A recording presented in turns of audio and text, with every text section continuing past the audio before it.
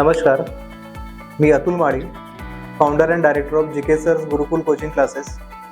माझं इंजिनिअरिंग झालं आहे from Sinhagad college of engineering Pune 2015मध्ये. त्यानंतर मी थोडं आय टीमध्ये काही वर्ष मी जॉब वगैरे केलं.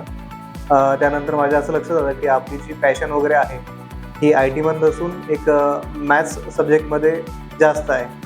आणि योगायोगाने त्याच वर्षी माझी जी चुलत बहीण आहे ती 10वीला होती आणि खूप चांगल्या क्लासेसला तिला आम्ही एनरोल वगैरे पण केलेलं. पण ॲक्च्युली जेव्हा मॅथ्सचा काही डाऊट वगैरे असायचं तर ती माझ्याकडे घेऊन यायची की दादा मला हा डाऊट वगैरे सांग, आणि तेव्हा मी तिला एक्सप्लेन करायचो की असं असं आहे.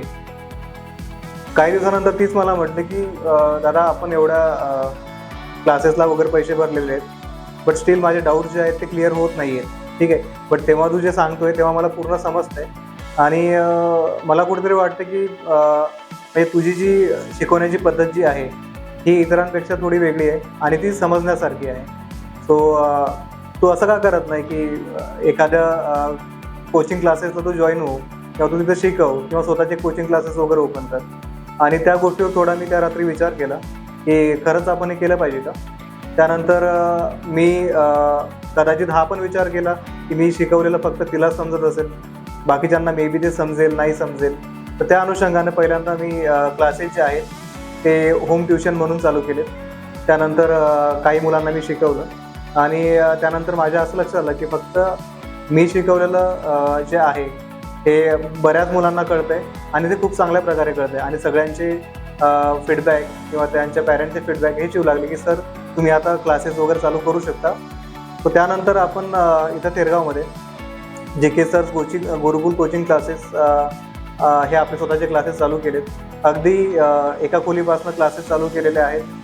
सुरुवातीला फक्त 2च मुलं होते माझ्याकडे आणि त्यानंतर आज बऱ्यापैकी गुरुकुलचा परिवार हा 300+ मुलं आज माझ्याकडे आहेत आणि बरेच सारे मुलं जे आहेत ते IIT कॉलेजला वगैरे गेलेले आहेत आणि आजही ते बऱ्यापैकी कॉल करून मला काही डाऊट आला तर विचारतात.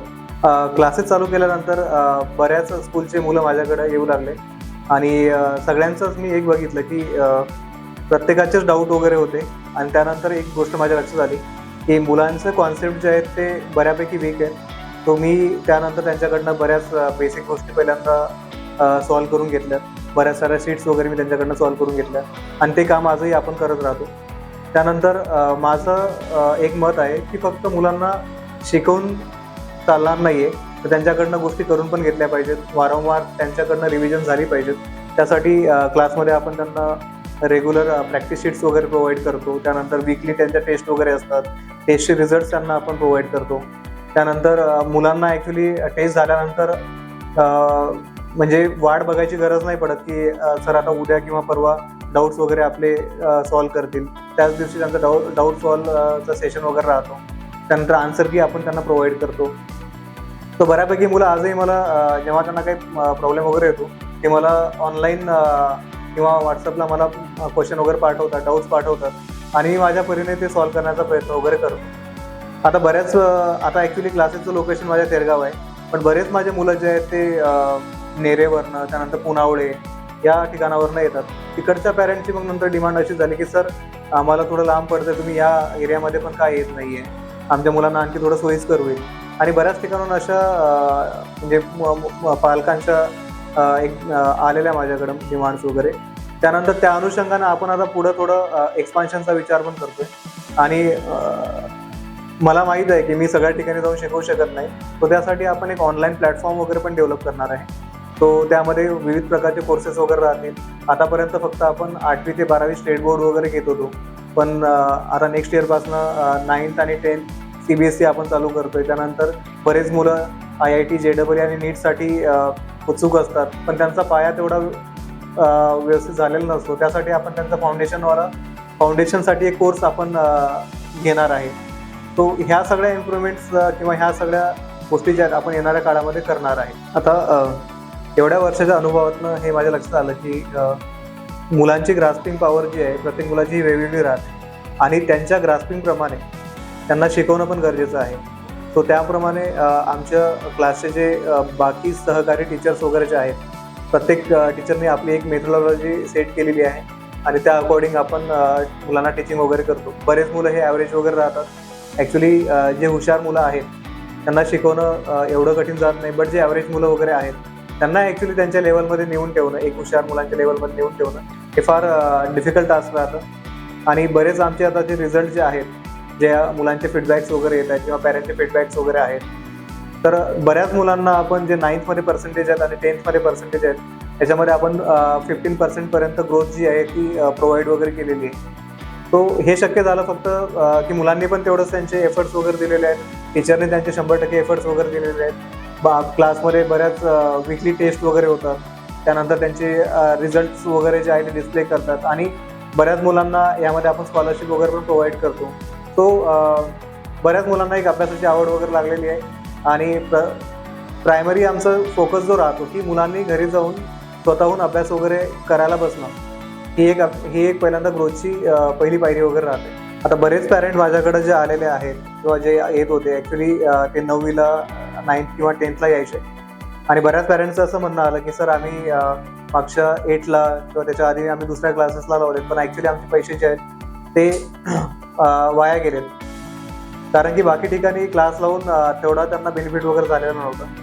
त्यानंतर आपण क्लासची एक मनी बॅक पॉलिसी पण सध्या ठेवलेली आहे की इन केस जर तुम्ही माझ्याकडं मुलाला ॲडमिशन वगैरे घेत असाल आणि त्याला जर तुम्ही एक ॲडमिशन घेतल्यानंतर तुम्हाला एका महिन्यात इन केस वाटलं की मुलाला आपल्या इथं गुरुकुलमध्ये जॉईन करून काही बेनिफिट वगैरे झालेलं नाही आहे, तर आपण जी फीज तुमच्याकडनं घेतलेली आहे, पालकाकडनं घेतलेली आहे, ही फीज आपण टोटली रिफंड वगैरे करतो. आपण काहीच डिडक्शन वगैरे ठेवलेलं नाही आहे. तर बरेच मुलं माझ्याकडं जे येत आहेत तर त्यामध्ये मुलांना 9वीमध्ये थोडेफार कमी पर्सेंटेज वगैरे राहतात, मुलांचा एक कॉन्फिडन्स वगैरे लो झालेला असतो. आता एक मुलगा माझ्याकडे होता, आयुष बिडकर नावाचा, 7वीपासून माझ्याकडे होता आणि त्याला 9वीला काही एक 67% वगैरे आले होते. तर त्यामुळं कुठेतरी पण आम्ही त्यांना शिकवत असल्यामुळं आम्हाला माहीत होतं की याचं पोटेन्शियल जे आहे हे हा मुलगा जर मेहनत घेतली हा मुलगा 90+ वगैरे जाऊ शकतो. तर त्या अकॉर्डिंग आम्ही त्याच्याकडनं बऱ्याच गोष्टी करून घेतल्या आणि त्यांनी तेवढाच प्रतिसाद दिला.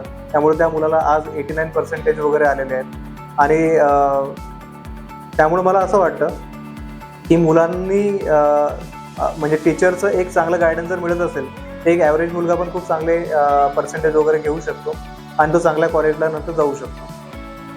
आजपर्यंत बऱ्याच मुलांनी माझ्या इथं म्हणजे बरेच मुलं असे आहेत जे बिलो ॲव्हरेज वगैरे होते, बट त्यांना 80% अबव अँड 90% अबव बरेच मुलांनी स्कोअर वगैरे केलेला आहे.